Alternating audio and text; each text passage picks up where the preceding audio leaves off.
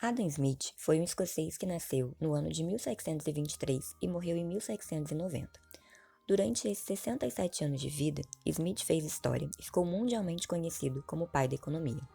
Fundador da escola clássica e principal defensor do liberalismo econômico, Smith acreditava que o crescimento econômico se dava pelo trabalho do homem, diferentemente dos fisiocratas, que viam a base na terra, e dos mercantilistas, que acreditavam que o acúmulo de metais preciosos era sinônimo de riqueza.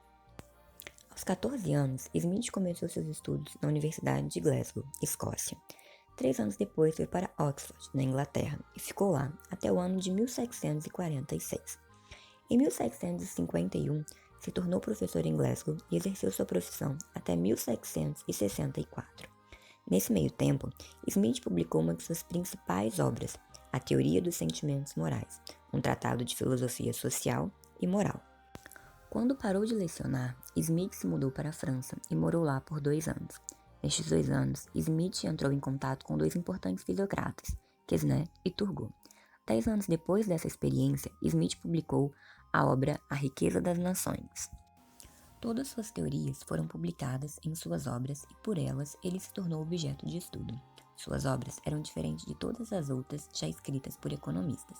Foi pioneiro na criação de um modelo completo e coerente com a realidade do sistema capitalista. Isso porque ele percebeu as conexões entre classes sociais, setores de produção, distribuição de renda, além do processo de formação dos preços.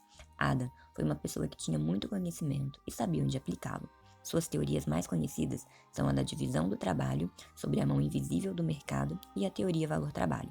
Vamos entender melhor a seguir. A divisão do trabalho e o mercado surgem depois de Adam Smith notar que a natureza humana está propensa à troca de bens, ou seja, à negociação entre indivíduos.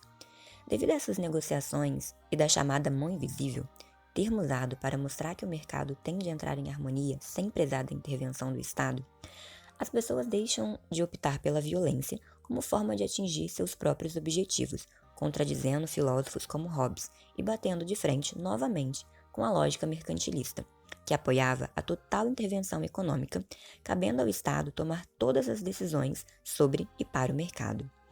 Ainda sobre a mão invisível, Smith afirmava que ela era o guia da sociedade de uma forma geral e que o ser humano deveria ser livre para fazer suas próprias escolhas e por isso a intervenção na economia era vista como desnecessária e prejudicial para a nação.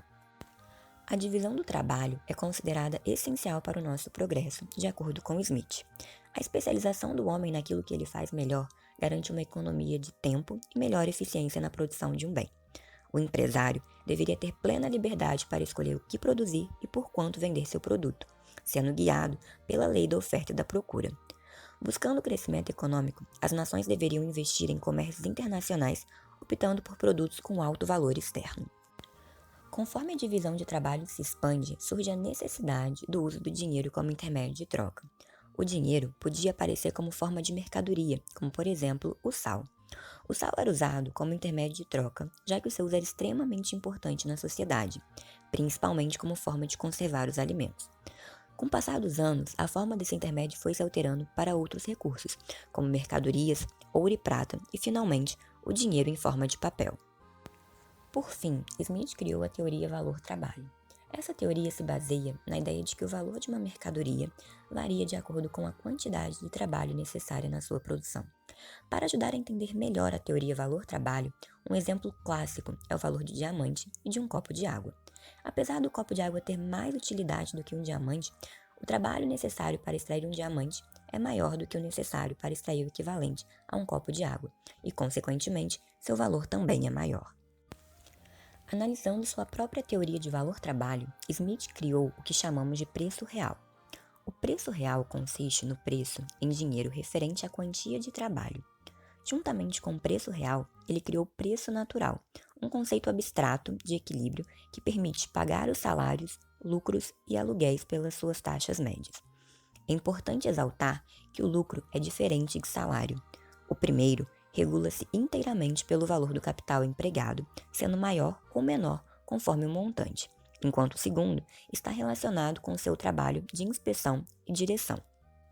Por fim, Smith disse que, como contradição, uma mercadoria é vendida por um preço de mercado e não pelo preço natural.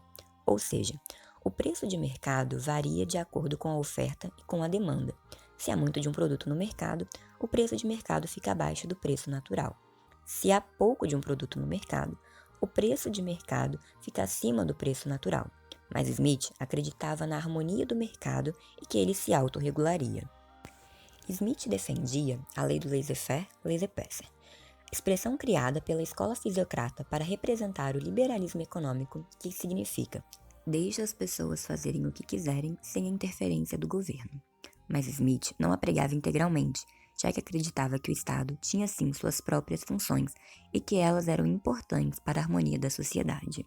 Como, por exemplo, proteger o país de possíveis ataques estrangeiros, fazer a justiça vigorar na nação, estimular o comércio e a educação, investir em instituições públicas, dosando o poder das instituições privadas, leis que obrigassem a população a cumprir com contratos, além de cobrança de taxas úteis e colaborativas.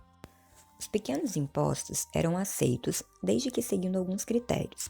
Deveriam ser proporcionais à renda, sendo previsíveis e uniformes com relação à forma e quantidade cobrada, além do pagamento ser realizado no momento que fosse melhor para o contribuinte e recolhido com custo mínimo para o governo. Além de tais medidas, o pensador era a favor das tarifas protecionistas, que protegiam a indústria nacional essencial para a segurança do país. Todas as teorias vistas no vídeo de hoje e toda a linha de pensamento de Adam Smith tiveram 4 importantes influências. A primeira foi o período em que viveu, o século das luzes, momento onde a elite europeia começou a acreditar na ideologia do progresso. A segunda influência veio do período em que morou na França, de Quesnay e Turgot. A terceira veio de sua universidade. Francis Hudson foi seu instrutor em Glasgow, que acreditava que o homem era capaz de descobrir o que era eticamente bom e qual era a vontade de Deus. A quarta e última foi de seu amigo David Hume. Adam Smith morreu em 17 de julho de 1790 em Edimburgo, depois de uma dolorosa doença. Smith tinha outras obras não publicadas e ainda em andamento, mas decidiu que o melhor a se fazer era queimar os manuscritos e deixou ordens explícitas de que não gostaria de publicações póstumas. Com tamanha e com última participação política, em 2007, Smith saiu das prateleiras e dos livros e se tornou estampa das notas de 20 libras esterlinas do Reino Unido.